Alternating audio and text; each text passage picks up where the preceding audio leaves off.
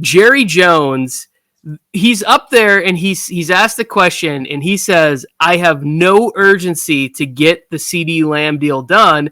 And then CeeDee just responds to a reporter putting it out on Twitter with just the LOL. Because I feel like Jerry's at the point where he's just like, he doesn't want people to see him as old as he is. Like, he doesn't talk about urgency, but it's like, Jerry, we're playing Twilight Golf right now, and we're on like hole 15, and the sun's going down. Like, we're really up against the clock here for you to be putting out something that you're definitely going to be able to enjoy, a potential Super Bowl return, Super Bowl victory. Like, it's getting really late on that. If you're CeeDee Lamb at a certain point, do you just put it out there like you're demanding a trade? Like, do you start like pushing? Mike, go ahead. Talk about that for a second.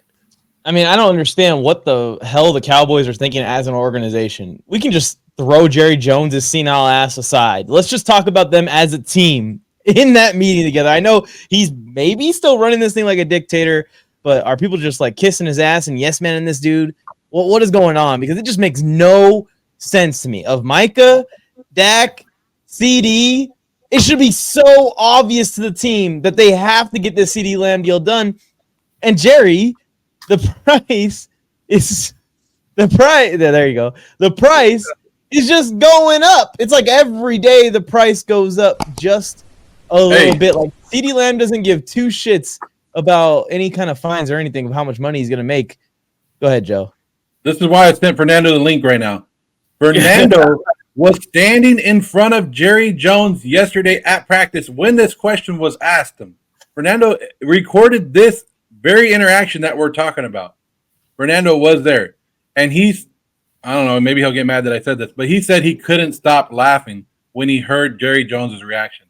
Like, at what point do you just be like, Jerry, like, you fucking lost it, dude. You have a receiver that I think many teams would pay $35 million a year to, and that's what I was about to say. He's LOLing on the internet.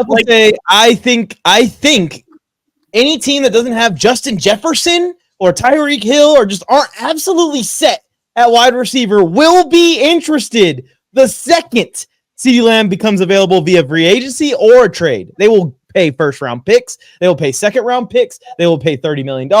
They will blow him. They'll do whatever the hell he wants because that's how good of a receiver he is. You're not going to find a guy this level in the draft. And for the Cowboys, it's like if they lose CeeDee Lamb, you're setting the franchise back possibly years to try and build a passing offense that's going to be equivalent. It's been one of the best the last couple of seasons.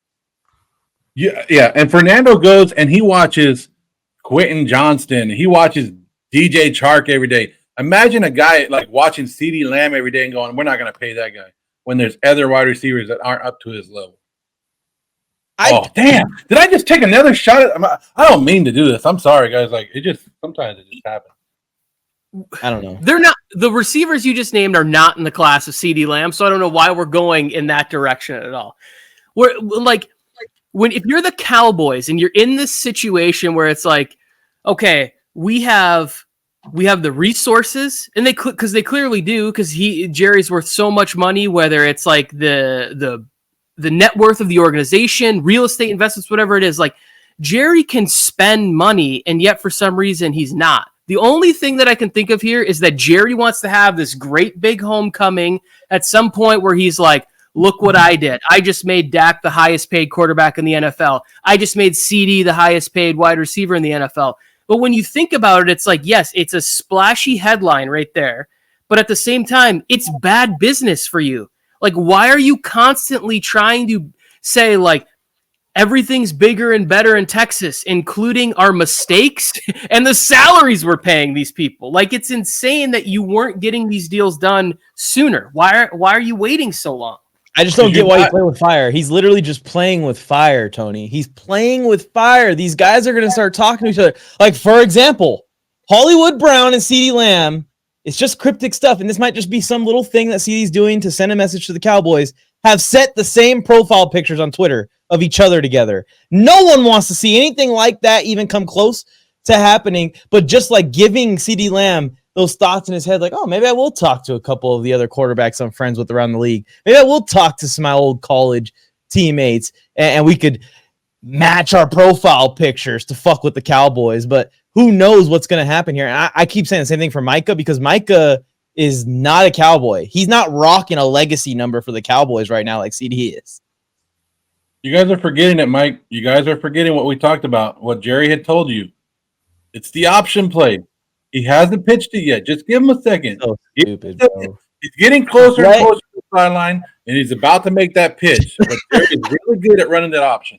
I feel like Jerry passed the line of scrimmage and he's forward laddering the ball. Like Jerry, there's a flag. There's a flag. Reset and call a new play. Call a fucking deep shot. No, Jerry's in a dream. He's dreaming that he's an option quarterback. That's the problem. He doesn't realize it. Get out of here. How come nobody else, how come his son hasn't stepped up and been like, hey, Dad, shut the fuck up. Let me do this. Let me make the deal with CeeDee Lamb before we lose him. Because Parsons retweeted that post last night too, right? The LOL tweet from CeeDee Lamb. So this isn't the old school NFL. Like, we're seeing more players hold out, more players ask for money. Brandon Ayuk basically is on a winning team that's gone to the Super Bowl.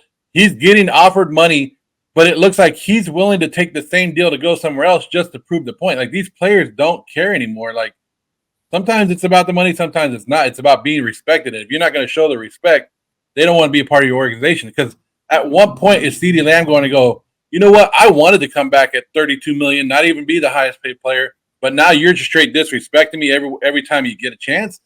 I'm going somewhere else. See you later. Well, the urgency there is no the urgency will be there in week one. When he sees this team, when he sees the team without CeeDee Lamb, urgency will then be kicked up a notch if he has to watch this team and the offense play. At least I believe that, because the running game situation, it's like they're in a situation like what we talked about with Juju. If you are not the starter at your position, you're probably going to have to factor into special teams. Is Zeke a special teams player? If he's not he's either RB1 or he's playing on special teams somewhere. And I don't know if we're sending Zeke out there to make tackles at 28 years old as a running back. Like, it doesn't make any sense to me. He's not Cordell Patterson, where it's like, yeah, you can carry the ball 5 times, you can return the ball, and you can go out there and make tackles. Like, that's where you're at when you get later in your career. Yeah, it just seems like they're not prioritizing anything this offseason. They're prioritizing nothing, and that's going to lead to an absolute collapse potentially. They're all in, Mike. They're all in. It seems stupid, especially when you just pay attention to what's happened the last couple years in the league. Tyreek Hill getting traded, Devontae Adams getting traded, Justin Jefferson being teased to be traded. Like, we're seeing receivers get traded every offseason at this point. It can happen so easily. And it can get to a point where CeeDee, like you're saying, Joe, just goes, you know what? Even if you guys do pay me, now I don't even want to be here anymore. I talked to my buddy in X and X city. I'm going to get the same amount of money, and I get to play with my best friend.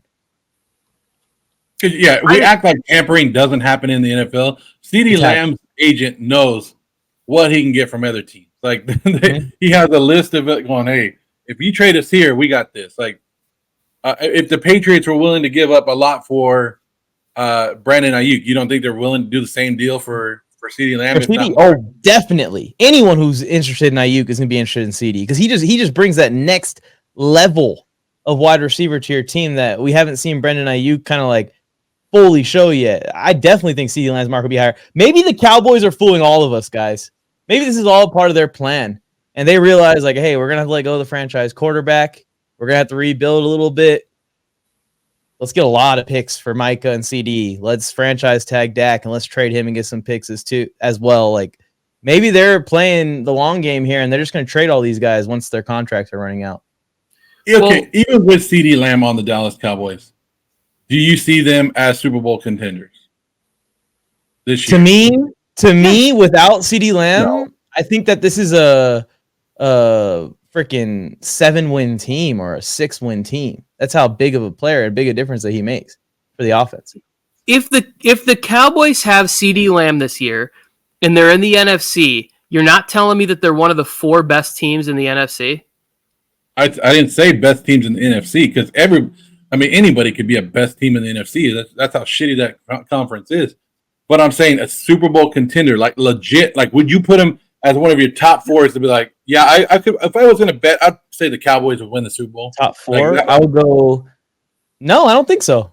Dude, all you got to do is get there. We're about to talk about Nick Foles retiring. None of us had a Nick Foles-led team beating the Patriots in the Super Bowl. You just have to forgot. You forgot that we didn't know that it was Big Dick Nick at that time. We didn't know that. But in that same breath, if we just go off of the basis that anything can happen, then anything can happen. Literally, Tommy DeVito could lead the Giants to the freaking Super Bowl this year. Absolutely not. That is I'm not putting them. I'm not putting them in the top. I mean, it's pretty equivalent to Nick Foles going on a run to the Super Bowl. Think about it. Like, I think in their own division, Chargers team somewhere. In their own division, I like the Eagles a lot more right now, even with CD. You gotta like what Washington's doing. Like the Cowboys, I like Washington's building. Yeah, they're right there too. The NFC East isn't going to be a pushover like it has been in the last couple of years for the Cowboys. And I think that's true. I think the Giants got better too. Like the defensive line, like if Thibodeau takes a step up, now all of a sudden you've got 3 problems on the defensive line, which can help strengthen the secondary. And if they're not as blitz crazy as they were under Wink Martindale, maybe that adds an element to it. I do think the Giants can be better. I think Washington can be better under the right kind of leadership, direction, excitement, the players. But you still look at the Cowboys and say, like, hey, there's a lot of talent here. Like they're still gonna win 10 games with CD. They're still gonna be in the playoffs. They can catch fire. I don't think I count any wild card 10-win team as a Super Bowl contender in my book going into the. Because then we're saying that every team that makes the playoffs is a Super Bowl contender. It's basically what we're saying. If a 10-win team is a Super Bowl contender. In the NFC, I believe that if you get in there at 10 wins, the way that it's shaping up, like could the defense get super hot and take them to a Super Bowl? And that is why I have them as a contender because of them playing in the NFC. Like you're gonna have a lot of contenders with that. With that qualifier, yeah. Tony had they have a good defense that can get hot. Yes, okay. So 13 wins in the NFC. So are the Packers Super Bowl contenders? No. Okay. And the Lions are Super Bowl contenders? Yes. Okay. The 49ers? Yes. Okay. And the Eagles? The Eagles, the 49ers, the Lions are probably my NFC Super Bowl contenders. Okay. And so who would be number 4? Are we talking about NFC or are we talking about everybody? I'm saying if we're ranking the NFC teams that have a shot at the Super Bowl, who would be number 4? I think that I'll probably put either the Packers or the Rams. Okay, good. I'm glad. I want to get all this stuff on record. Well, I think the Cowboys will be there like in the wild card again. I have the worry that it's all going to come collapsing down, but if they get these contracts done, the team's still going to be good, Tony. I see what you're saying, but they haven't been a Super Bowl contender. Like last year, I didn't look at them as Super Bowl contenders entering the playoffs. Oh, I think we could definitely find video of that being a different story from you. Like we could definitely find them to lose in round 1. I picked them to lose in round 1. Ooh. The Cowboys. Mike's saying that he picked the Cowboys to lose to the Packers in round 1. Classic Cowboys fan up until last year at about halftime. And then I definitely picked them to beat the Niners the year that Dak slid, but I was like not confident at all. Mike. These are all recorded. Same thing as the OBJ conversation. We don't have to. I know I smoked a lot of weed. I'll admit it myself. We both went to Cowboy camp last year, and we both got excited about the Cowboys and thought they were going to be both a good team. And we both had the Cowboys going to the Super Bowl last year. With an all-pro left tackle, a Pro Bowl center, CeeDee Lamb without any disputes, Micah Parsons without any disputes, Trayvon Diggs fully healthy, Dak Prescott not in a contract dispute. A lot higher opinions on guys like Brendan Cooks.